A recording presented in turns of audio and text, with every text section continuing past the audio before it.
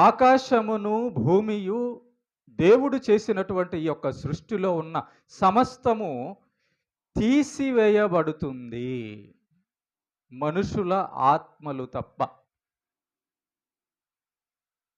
భూమి మీద దేవుడు మనుషులను పంపించడానికి ఒక కారణం ఉంది.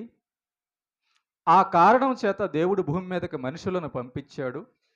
పంపించి వాళ్ళకొక ఆయుష్కాలాన్ని నియమించి ఆయన అంటున్న మాట కీర్తనల గ్రంథము 90వ అధ్యాయం 3వ వచనం.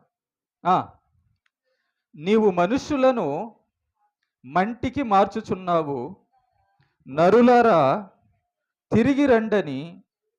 చూసారా? దేవుడు మనుషులను గతింపజేస్తున్నాడు. వారి శరీరాలను, మనుషులనగా వారి శరీరాలను గతింపజేస్తున్నాడు.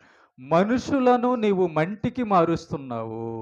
భూమి ఆకాశముల్లో ఉన్నవి గతిస్తున్నాయి కానీ నా మాటలే మాత్రం గతించడం లేదన్న దేవుని మాట మనం చూడగలిగితే, ధ్యానం చేయగలిగితే సత్యం మనకు బయటపడుతుంది.